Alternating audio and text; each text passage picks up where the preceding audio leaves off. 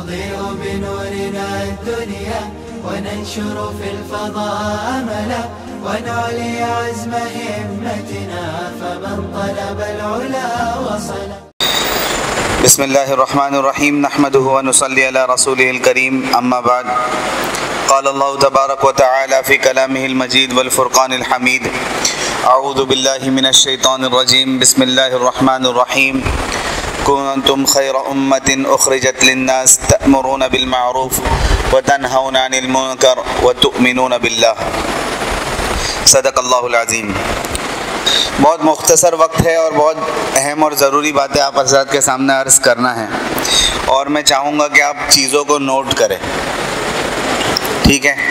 अभी हज़रत मौलाना हुज़ैफ़ा साहब दामत बरकातुहुम बहुत ही कीमती बातों को बयान फरमा रहे थे और मैं आप हज़रात के सामने देख रहा था 10 से 12 लोग सिर्फ लिख रहे थे. कितने का मजमा है? क्लास कितने की है? 250 के मजमे में सिर्फ 10 से 12 लोग बातों को कलमबंद कर रहे थे. बाकी हजरात के जहन आइंस्टाइन की तरह होंगे, अल्लामा कश्मीरी की तरह कि सब बैठ जाता है जो सुनते हैं वो. क्या है मसला? ऐसा ही है, जो सुनते बैठ जाता है. चलिए जल्दी जल्दी सेटल हो जाइए, वक्त कम है हमारे पास. जी, तो मैं एक स्टोरी आपके सामने बयान करूंगा बहुत जल्दी जल्दी. बयान करने से पहले ये छोटा सा मेरा इंट्रोडक्शन है. इससे पहले भी मैं यहाँ आ चुका हूँ. कोई है जिन्होंने पहला सेशन अटेंड किया था इससे पहले? एक दो, माशाल्लाह. चलिए, कुछ हजरात हैं. तारुफ इस वजह से ज़रूरी होता है कि ये ह्यूमन साइकोलॉजी, इंसानी नफ्सियात इसी तरीके से काम करती है. आदमी ऐसे आदमी से सुनना या तो कम पसंद करता है या नापसंद करता है जो इल्म में या मर्तबे में उसके बराबर हो. सही है या नहीं? हज़रत मौलाना हुज़ैफ़ा साहब को यहाँ बैठकर इतनी देर तक तारुफ करवाने की ज़रूरत क्यों पड़ी? अहमियत बतलाने के लिए कि आपके सामने आने वाले मेहमानों की अहमियत पैदा हो और आप उसको गौर से सुने. वरना ऐसे ही हम लोग आ जाते और बात शुरू हो जाती तो उसकी खैर. तो तारुफ हमारे उलमा के मजमे में या उलमा के हलके में इसको थोड़ा मायूब समझा जाता है कि आदमी अपना तारुफ खुद करवाए. लेकिन हमें जिस मजमे में बात करनी होती है, आमतौर पर इंटेलेक्चुअल्स का मजमा होता है, प्रोफेशनल्स का मजमा होता है, पढ़ने पढ़ाने वालों का, एजुकेटेड लोगों का मजमा होता है, उनके सामने अगर बात करनी होती है तो आपको अपना तारुफ पेश करना पड़ता है. वरना ये है कि आप इस लिबास में जाकर उनके सामने खड़े हो जाते हैं तो सर पकड़ के कहते हैं यार फिर से एक बयान सुनना पड़ेगा. इस वजह से ये ज़रूरी होता है. खैर, ज़्यादा लंबी बात नहीं करनी है. कुछ चीज़ें हैं और ये इस वजह से भी है कि आपको ये बतलाने का मकसद ये भी है कि आपके अंदर शौक़ पैदा हो कि भाई एक मौलवी आदमी, एक आलिम आदमी, इन्हीं दरसगाह से निकला हुआ आदमी यहाँ तक अगर जा सकता है तो आप में से कोई भी जा सकता है, बल्कि इसके आगे जा सकता है. तो वो तशजीह के लिए, शौक़ के लिए ये होता है. खैर, चलिए मैं एक सवाल से शुरू करूँगा. सवाल नज़र आ रहा है आपको स्क्रीन पर? क्या है? Greatest technological invention of all times. इतनी अंग्रेज़ी तो समझ ही लेते होंगे आप. माशाल्लाह यहाँ पर अंग्रेज़ी का काफ़ी अच्छा. जी, क्या है इसका जवाब?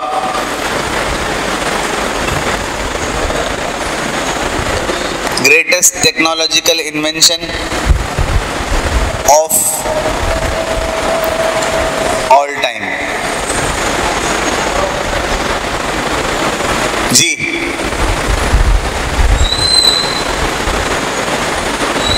बताइए.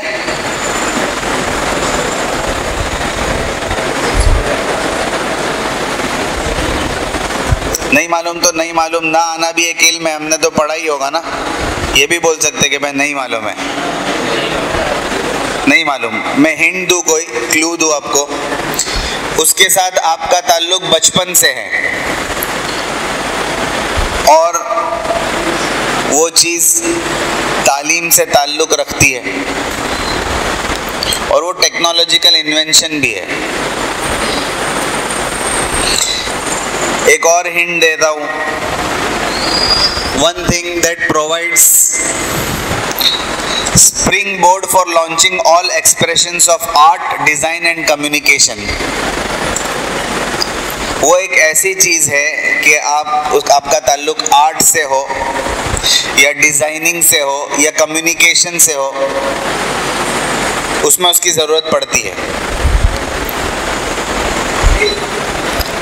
इल्म, इसको इन्वेंशन कहा जा सकता है, इल्म को ईजाद।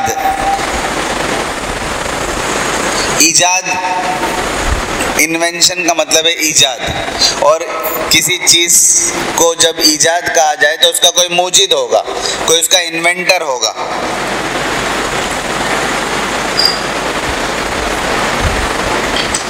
बहुत आसान है, आपका उसके साथ ताल्लुक बचपन से है, वो एक इल्मी चीज़ है, सीखने सिखाने में उसका बहुत बड़ा रोल है। वेरी गुड, अब थोड़ा थोड़ा करीब आ रहे। कौन? पेन। पेन से भी कुछ पहले चीज़ थी। वेरी गुड, बहुत अच्छा, वो चीज़ है पेंसिल। ये एक तकनीकी टेक्नोलॉजिकल ईजाद है जिसको ग्रेफाइट, जो अंदर काली चीज़ है उसको ग्रेफाइट कहा जाता है। वो मार्केट में आई, उसके बाद फिर उसको वुडन शाफ्ट में डाला गया और फिर उसको पेंसिल की शक्ल दी गई।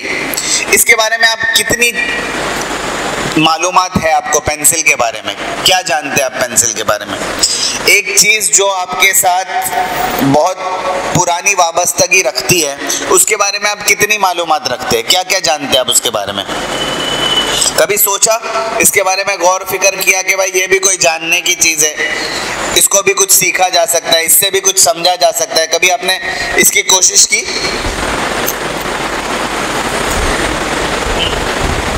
एक पेंसिल से कितने वर्ड्स लिखे जा सकते हैं? ये कोई आंसर नहीं हो, हजारों, अनगिनत। रिसर्च से ताल्लुक रखने वाले जो लोग होते हैं, मैं बहुत सारी मुख्तलिफ बातें आपके सामने करूंगा, नोट करिए इन सब चीज़ों को। रिसर्च से ताल्लुक रखने वाले लोग जो होते हैं, उनके पास ठोस जवाबात होते हैं। ये फेक जवाब अनगिनत, हजारों, सैकड़ों, लाखों, करोड़ों। एग्जैक्ट जवाब, एक पेंसिल से कितने वर्ड्स लिखे जा सकते हैं? कोई अंदाजा? आपको लगता है लोगों ने इस पर भी रिसर्च की होगी या इस पर भी काम किया होगा? कितने लफ्ज लिखे जा सकते हैं, कितने वर्ड्स लिखे जा सकते हैं? देखिए,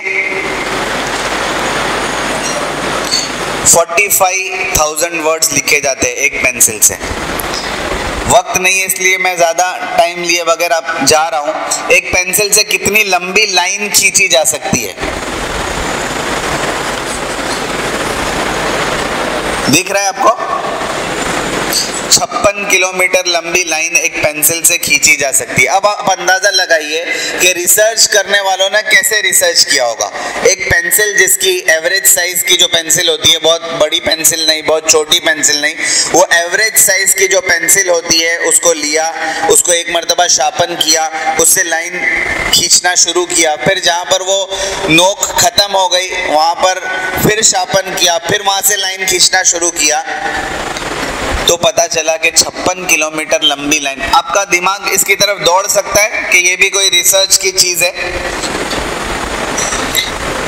और चलिए, एक पेंसिल को कितनी मर्तबा शार्पन किया जा सकता है? कभी हमको क्या ज़रूरत है ये मालूम करने की? ज़रूरत पड़ी, कर लिया, ख़त्म हो गया।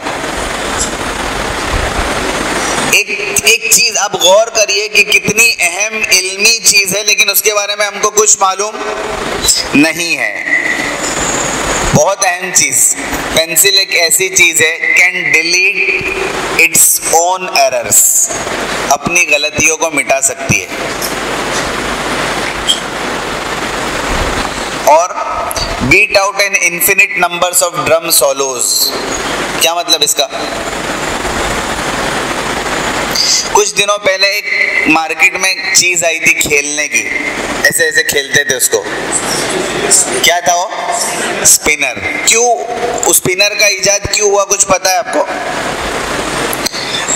असल में वो एक मेडिकल इक्विपमेंट है। वो ऐसे मरीजों को दिया जाता था जो स्ट्रेस की वजह से परेशान रहते थे, और वो घुमाते थे तो उससे स्ट्रेस रिलीज होता था। आपने पता है, एक अजीब किस्म का सुकून, आप घुमाओ तो एक सुकून महसूस होता है। स्ट्रेस रिलीज करने के लिए उसको बनाया गया था, लेकिन वो मार्केट में चल पड़ा तो गेम बन गई। इसी तरीके से आपने देखा होगा, अक्सर आप कहीं पर बैठे हुए हैं टेबल के ऊपर या चेयर के ऊपर, और आपके हाथ में पेंसिल है, आपका हाथ ऐसे इस तरीके से वो पेंसिल को लेकर ऐसे ऐसे कुछ करते हैं आप कभी, और उससे पता नहीं एक अजीब किस्म का सुकून महसूस होता है, और ये अनगिनत मर्तबा आप कर सकते हो, उसकी कोई लिमिट नहीं है। तो एक ये भी फायदा बताया गया है कि beat out and infinite numbers of drum solos. खैर, is the greatest inspiration for humans. इंसानों के लिए बहुत बड़ा इंस्पिरेशन का जरिया पेंसिल है। बहुत वक्त न लेते हुए पेंसिल के बारे में आपको अगर पूछा जाए कि भाई कब इसकी ईजाद हुई, तो आप बोलोगे कि मुफ्ती साहब क्या अपने को क्या करने का है, कभी भी ईजाद हुई हो, है ना, अपने से कोई लेना देना नहीं है। सही है ना? वो एक बच्चा था, बहुत शरीर किस्म का बच्चा था, इतना शरीर, उसकी शरारत इतनी मशहूर थी कि उसके मोहल्ले में कोई किसी को मारता था तो उसी का नाम आता था कि भाई इसी ने मारा होगा, ये जो है लतीफ़ इसी ने मारा होगा, उसी का नाम आता था। और एक दिन बेचारे सब लोग, बहुत सारे लोग खड़े थे, और एक उस्ताद किस्म के आदमी आए, वो बच्चों का कुछ इम्तिहान लेने लगे, और इम्तिहान लेते हुए उन्होंने पूछ लिया होगा, और लतीफ़ भी उस मजमे में मौजूद था, दूसरे लोग भी थे, लतीफ़ भी मौजूद था, और सर ने ऐसे ही पूछ लिया, चलो मैं तुम्हारे जनरल नॉलेज का इम्तिहान लेना चाहता हूँ, बताओ गांधी को किसने मारा? गांधी को किसने मारा? बेचारा लतीफ अभी सवाल सुना ही था, उसने कहा कि सर किसी ने भी मारा हो, मैंने नहीं मारा, क्योंकि हर जगह पर उसी का नाम आ जाता था। तो कहने का मतलब ये है कि कुछ चीज़ें ऐसी होती हैं कि हम चाहते हैं कि भाई हमको क्या लेना देना है उससे, लेकिन ये एक ऐसी चीज़ है कि रिसर्च फील्ड में कैसी कैसी चीज़ों के ऊपर लोग रिसर्च करते हैं, ये हमें पता होना चाहिए। चलिए, तो ये आप देखिए 1560 में ग्रेफाइट ईजाद हुआ, और फिर 1565 के आसपास जो है उस ग्रेफाइट को वुडन शाफ्ट में डालकर पेंसिल बनाने का एक पूरा फॉर्मूला मार्केट में आया। खैर, ये मैंने तमहीद बांधी इस वजह से क्योंकि मुझे आपको ये स्टोरी सुनानी थी। नजर आ रहा है आपको? क्या नजर आ रहा है? कोई आदमी नजर आ रहा है और उसके हाथ में पेंसिल है। ये पेंसिल है, इसको शार्पन नहीं किया हुआ है। शार्पन किए बगैर की पेंसिल ऐसी होती है ना, लग रहा है ना आपको, नजर आ रहा है ना? ये पेंसिल का बाप है,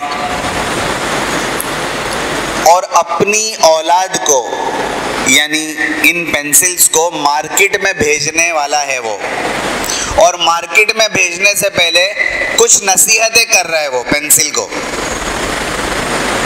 और वो नसीहतें सिर्फ पेंसिल के लिए ज़रूरी नहीं है, हमारे लिए और आपके लिए भी ज़रूरी है। बस यही नसीहतें करके मैं अपनी बात को ख़त्म कर दूंगा कि ये पेंसिल मेकर पेंसिल को क्या नसीहत कर रहा है।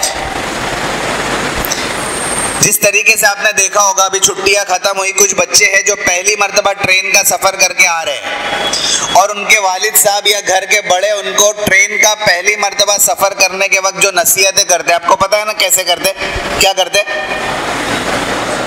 जी?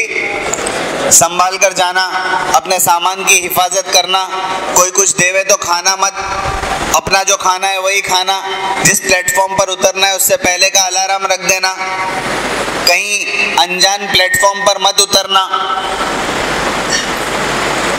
ये जो नसीहतें बाप बेटे को करता है ना उसकी मोहब्बत में, इसी तरीके से ये पेंसिल मेकर अपने प्रोडक्ट यानी अपनी औलाद, अपनी बनाई हुई चीज़ को कुछ नसीहत कर रहा है, और वो नसीहतें हमारे लिए अहम है।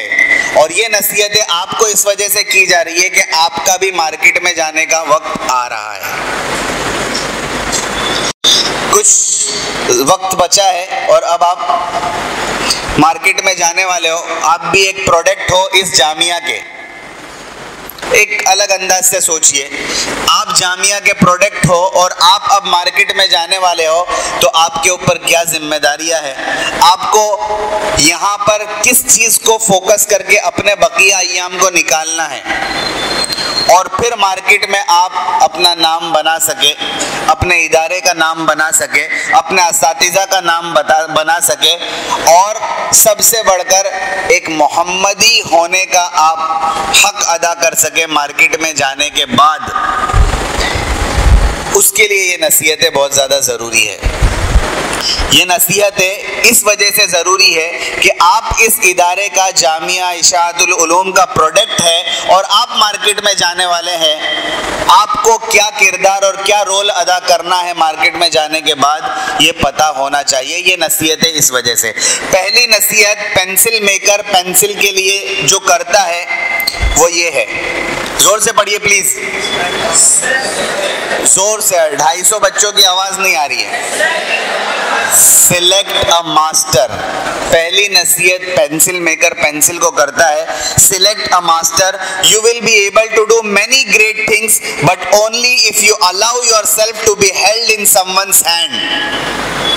To be the best pencil, you must allow yourself to be guided by the great hands that holds you, a master. यहां से निकलने के बाद आप अपने आप को आजाद न समझे। यहां से निकलने के बाद अगर आपको चमकना है मार्केट में, तो आपको अपने आप को किसी के हवाले करना पड़ेगा। अगर पेंसिल किसी के हाथ में नहीं है तो वो बेजान लकड़े का टुकड़ा है। अगर वो पेंसिल किसी बच्चे के हाथ में है जो ऐसे ही लाइनें और लकीरें बनाता है, तो उसका कोई मतलब नहीं है। लेकिन वो पेंसिल अगर किसी आर्टिस्ट के हाथ में है तो उसकी कीमत सैकड़ों, हजारों, लाखों में चली जाती है, क्योंकि उसके जरिए से वो स्ट्रोक्स जो मारता है कैनवास पर, वो करोड़ों की कीमत में बिकता है। ये कब होता है कि उसने अपने लिए हाथों का इंतखाब किया कि मुझे किस हाथ में जाना है। तो पहली नसीहत पेंसिल मेकर पेंसिल को करता है कि select a master for yourself, कि आपका कोई गुरु होना चाहिए, आपका कोई रहबर होना चाहिए, आपका कोई शेख होना चाहिए, आपका कोई कायद होना चाहिए जो आपकी रहनुमाई कर सके कि आपको किस फील्ड में किस तरीके से कैसे चलना है, जहां पर आपका असर ज्यादा नुमाया हो। पहली नसीहत समझ में आई? Select a master for yourself. आपको जिस फील्ड में जाना है उस फील्ड का मास्टर आपके पास होना चाहिए। आपको उसका इंतखाब करना आना चाहिए कि मुझे किस फील्ड में जाना है, तो मैं किसे अपना मुशीर चुनूं कि मैं उससे अपना मशवरा करूं और उस फील्ड में कोई नुमाया किरदार अदा करूं। सबसे पहली चीज, select a master for yourself. बहुत सारी चीज़ें हैं लेकिन वक्त नहीं है, हमें मुजीब खान साहब को भी सुनना है। आपको ये दिख रहा है कौन है? 18वीं सदी का बहुत बड़ा पेंटर है पिकासो।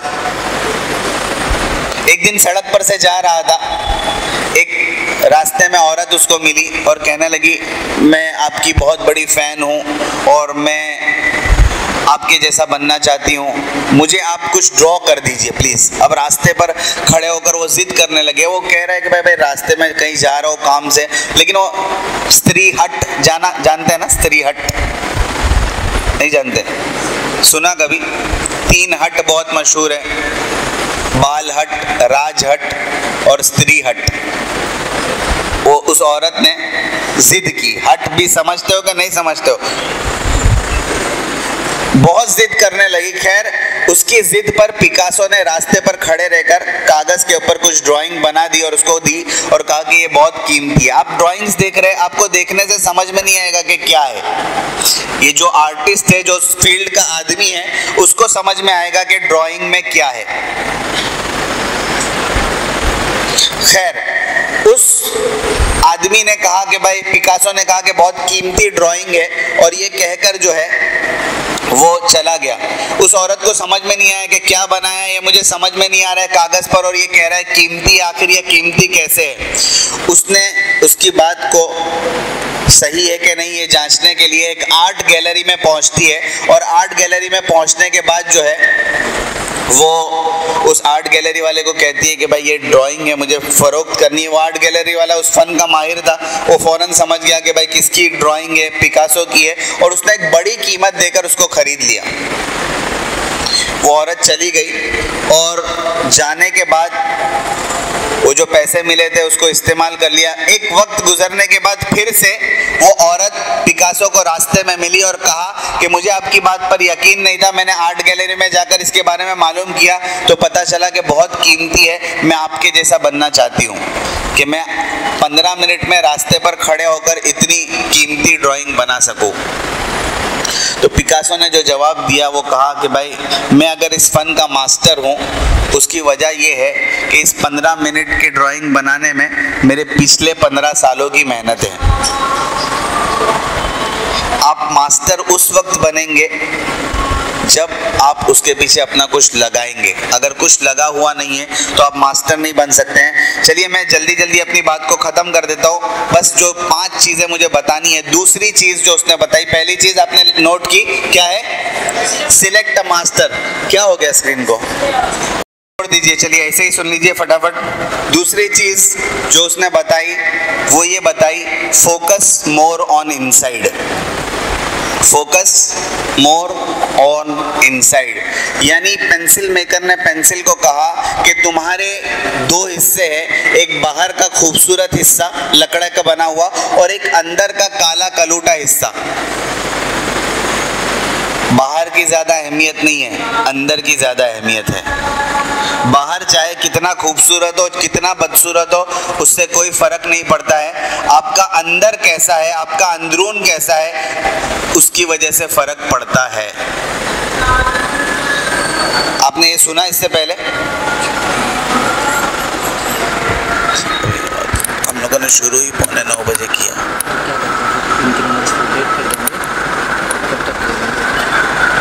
मैं 10 मिनट में ख़त्म कर देता हूँ, फिर आधा घंटा ही बात कर लेंगे। जी, फोकस मोर ऑन इनसाइड। बाहर जो है इसके ऊपर ज़्यादा फोकस मत करना, अंदर की चीज़ पर ज़्यादा फोकस करना। और आप लोगों ने इस बात को सुना, हुस्न सूरत चंद रोज़ा हुस्न सीरत मुस्तकिल। फिर क्या आगे?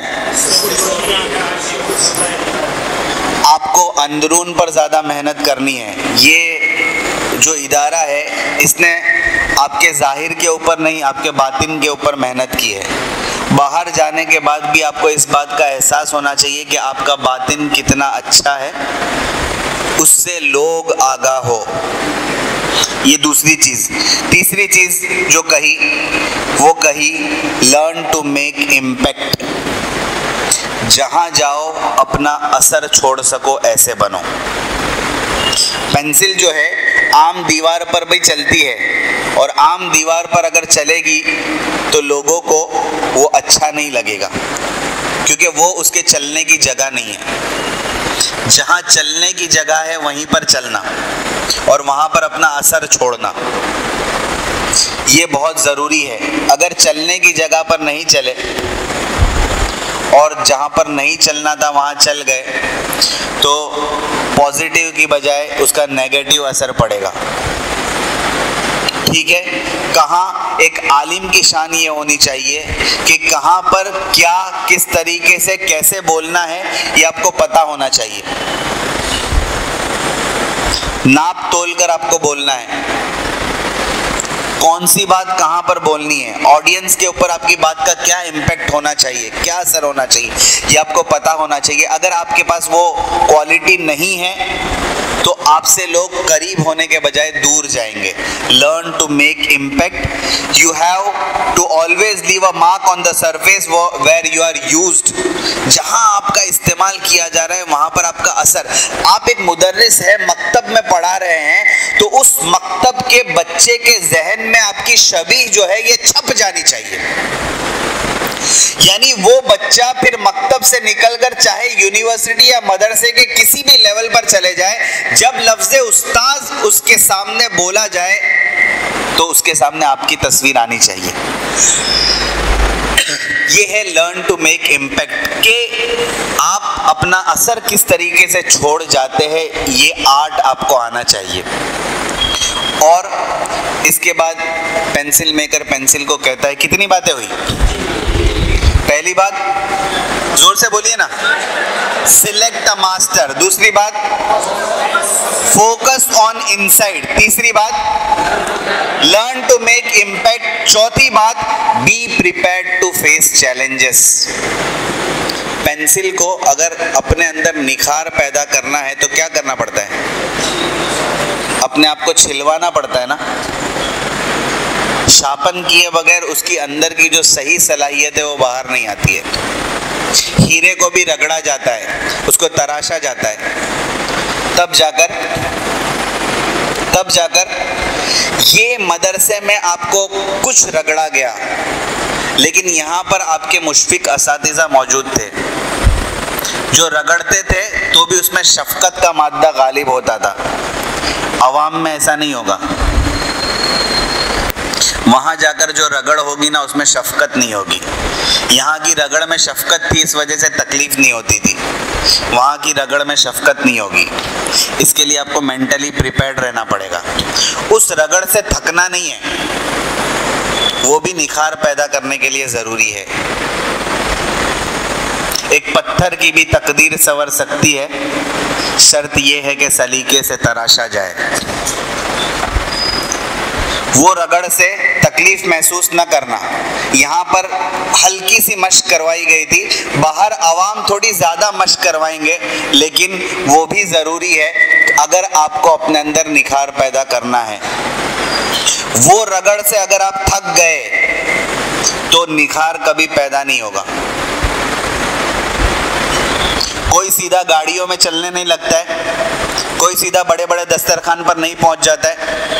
आपने सुना होगा ना, हम बुजुर्गों को और बड़े बड़े उलमा को देखते हैं यार, गाड़ियों में घूमते हैं, बड़े बड़े बयानात करते हैं, बड़ी बड़ी मजलिसों में जाते हैं, लोग आगे पीछे घूमते हैं, तो क्या कहा जाता है हमारे हलके में कि भाई हमने इनकी इफ्तारी देखी है, लेकिन रात में सहरी कैसे की है इन्होंने ये नहीं देखी।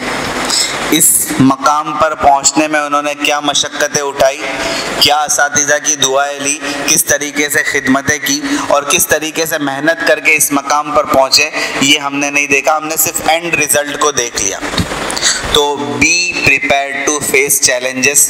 बाहर जाने के बाद आपको भी रगड़ा जाएगा, आपको भी घसा जाएगा, आपको भी तराशा जाएगा, आपको भी छीला जाएगा, लेकिन उससे घबराने की ज़रूरत नहीं है। It is part and parcel of life. होते रहता है, सबके साथ होता है, कोई नई चीज़ नहीं है। चौथी चीज़ समझ में आई। पांचवी चीज़, be ready to correct your mistakes. Be ready to, हमेशा अपनी गलतियों की इस्लाह करने के लिए तैयार रहना। ऐसा नहीं है कि आलिम बन गए और मौलाना बन गए, हमारे साथ एक खिताब लग गया, अल्लामा बन गए, अब हमसे कोई गलती नहीं होगी। गलती होगी, लेकिन गलती की इस्लाह करने के लिए हम हमेशा तैयार रहे। और इस्लाह करने के लिए क्या करना पड़ेगा? Always stay connected with a eraser. हमेशा अपने आप को एक रबर के साथ जोड़े रखना, अपने आप को एक रबर के साथ जोड़े रखना। स्टे कनेक्टेड विद इरेजर, जो आपकी गलतियों को मिटा सके। और ये रबर अगेन लूप कर रहा हूं मैं, आपका मास्टर होगा जिसके हाथ में अपने आप को आपने दिया है। आप इसके साथ जितना कनेक्टेड रहेंगे आपकी गलतियों की इस्लाह उतनी ज़्यादा होती रहेगी। गलतियों पर कभी अड़े मत रहना, अपनी गलतियों को रेक्टिफाई करना कि गलती क्यों हुई, आइंदा गलती न करने का अज़्म करना और गलती की इस्लाह करने की ज़्यादा से ज़्यादा कोशिश करना। You will make several mistakes, making mistakes is normal but staying with it is dangerous. गलती होना नॉर्मल है लेकिन गलती पर अड़ जाना ये डेंजरस है, ठीक है। Always stay connected with eraser, correcting and rewriting it is important and it is never too late to admit and correct the mistake. कभी देर नहीं होती अपनी गलती को कबूल करने में। जब भी एहसास हो कि मुझसे गलती हुई, कबूल कर लीजिए और उसकी इस्लाह करने की कोशिश करिए। ये कुछ बातें थी जो मैंने बहुत कम वक्त में, ये पूरे 3-4 घंटे का प्रेजेंटेशन है और उसको खोलकर बयान किया जा सकता था लेकिन वक्त कम है। हमें अब्दुल मुजीब खान साहब के साथ बात करनी है और उनको सुनना है। असल जो बात ये कहना है कि ये सब चीज़ें आपके अंदर कायदाना सलाहियत पैदा करने के लिए की जा रही है। आप उम्मत के सही रहबर है, आप उम्मत के सही कायद है, आपके अंदर वो सिफात लीडरशिप क्वालिटीज़ आनी चाहिए। अगर वो लीडरशिप क्वालिटीज़ आपके अंदर नहीं है तो अभी से आप इसकी फ़िक्र करिए कि वो क्वालिटीज़ कैसे आए। आप अपने लिए एक मेंटर, अपने लिए एक गुरु, एक उस्ताद, एक शेख ऐसा तलाश करिए जो आपकी क्वालिटीज़ को पहचान सके, आइडेंटिफाई कर सके, उसको निखार सके। और इसके लिए हम लोग ने एक प्रोग्राम डिज़ाइन किया है जो 2 साल का लीडरशिप का प्रोग्राम है। इंशाल्लाह उसके बारे में अब्दुल मुजीब खान साहब आपको बताएंगे। अल्लाह तबारक व तआला हमें कहने सुनने से ज़्यादा अमल करने की तौफीक अता फरमाए। एक बात हमेशा अपने जहन में रखिए, इफ़ नॉट अस हू, ये सब काम हम नहीं करेंगे तो कौन करेगा। और इफ़ नॉट नाउ व्हेन, अगर अब भी उसको करने का वक्त नहीं आया है तो कब आएगा। रास्ते बहुत कठिन है, मुश्किल है, लेकिन उस पर चलना हमें ही है और उम्मत को भी उन मुश्किल और ख़तरनाक रास्तों से निकाल कर नजात तक पहुंचाने की जिम्मेदारी भी हमारी ही है। मायूस होने की ज़रूरत नहीं है। देख जिंदा से परे नक्श चमन जोश बहार, रक्स करना है तो तू पाओ की जंजीर न देख। जज़ाकल्लाहु अहसनल जज़ा। अस्सलामु अलैकुम व रहमतुल्लाहि व बरकातुहू।